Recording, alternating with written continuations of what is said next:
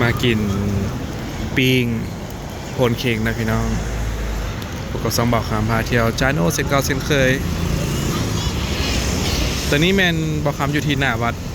โพนเค้กเนาะก็คือบอกคำว่าเลยเนาะผู้ใดอยากปิ้งไก่ปิ้งไข่มาซื้อซอยเพิ่นได้เนาะห้านเรียนไซล่าอยู่นี่6-7ห้านพี่น้อง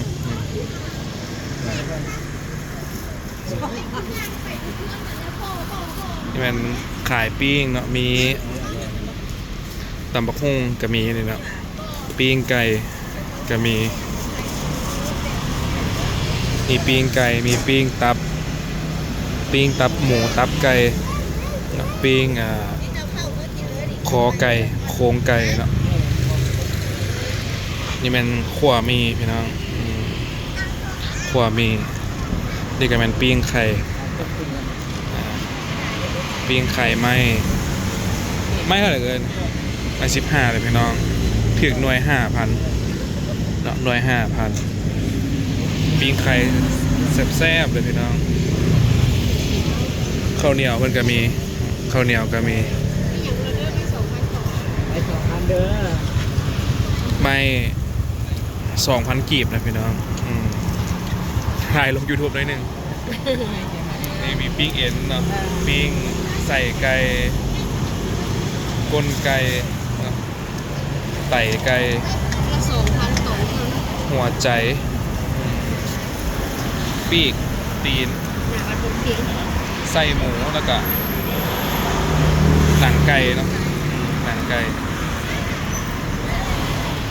เลือกเลยตามสบายถ่ายคลิปหน่อยหนึ่งคันปิ้งตับไม้ละ10พี่น้องถ้าขาโต้จะเท่าไหร่แบบนี้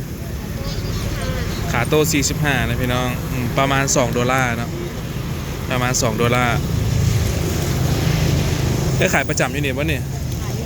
ขายประจำขายจักปีแล้วนี่หลายปีแล้วเนาะไงดังแล้วที่หน้าแบบเป็นเก่งถือว่ามาซื้อที่ไม่2,000ไม่ได้ขึ้นดิของแท้นะพี่น้องตะกี้กับไม่ละพันไม่คันแล้วเนาะหลายฟ้าหลายปีก็ขึ้นตามเครื่องราคาเครื่องไข่ลูกก็มีตัวนี้ด้วยโอ้ไข่ลูกหน่วยใหญ่ๆเลยพี่น้อง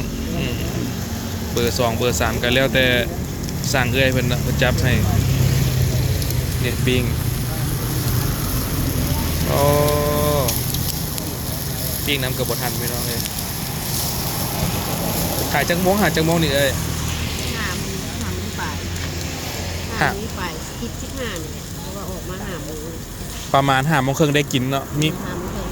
มีกิน5 โมงครึ่งปิดได้บัดนี้12 โมงกลางคืน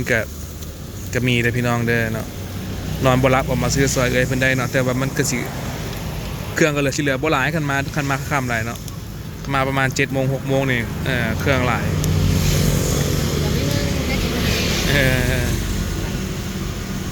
บ้านเพิ่นก็อยู่แถวนี้พี่น้องบ่ไกลเนาะแต่ว่ามื้อนี้นี่รู้สึกว่าห้านจะเต็มเนาะมา 4-5 มื้อก่อนนี่มี2ห้านผู้ชายห้านกับห้านเอื้อยกำนั้นกำเจมากมามื้อนี้หลายห้านก็เลยแวะซื้อปิ้งหน่อยนึง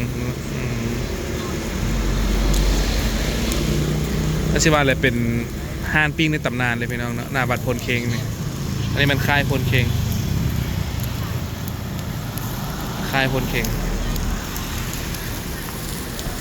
เราปิ้งอย่างเดะไฟบุลุกพี่น้องเลยงงเอาปิ้งอยู่เฮือนเลยมันดำปีๆได้เลย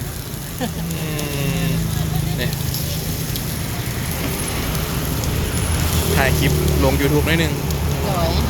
เพื่อมีคนมาซื้อซอยเพราะว่าเพิ่นมาแต่ต่างประเทศจะมาซื้อซอยควันนี่เป็นควันเลยพี่น้องยุงบกล้าใกล้เห็นนี่นะยุงมาฮอดเลยมันบินพายแล้วขาประจำปะนี่บ่มีลูกเลยขาประจำนี่พี่น้อง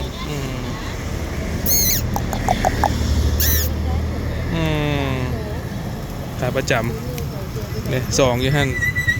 องค์นี้ก็ซีเมนต์นี่องค์นี้นี่หน้าจนเนี่ย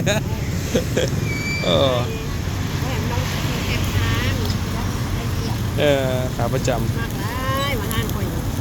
พีขนาดมากเลยพี่น้องเลยพี่สิบแมน เกือบไม่เป็นหน่อยไปเลย มีมองคนอีกกันบ่ ได้กินเลยไม่ละขายเครื่องไม่ขายไปได้แล้วขายเพื่อนจะซื้อ ขาประจำ ขาไปจับ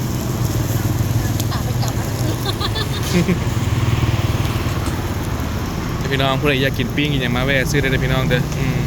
ตำบักฮงก็มีตำโคกเจ้าพันธุ์เลยฮะ25นะพี่น้องแข่งให้ได้เด้อ โอเคก็เป็นอย่างเขาตั้งทายลง YouTube ซื้อๆบ่มีอย่าง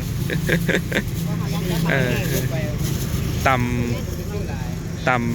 25ปิ้งไข่15ขวมี10,000 20,000มันก็ขายเนาะปิ้งนี่ก็15,000 20,000ปิ้งไก่ก็3 40 50ก็แล้วแต่ขนาดเนาะผู้ใดไก่ไปไกลมาซื้อเสยเพิ่นได้ขา45เลยพี่น้องปิ้ง50เพิ่นว่าทานเอื้อยหยังนี่ทานเอื้อยหยัง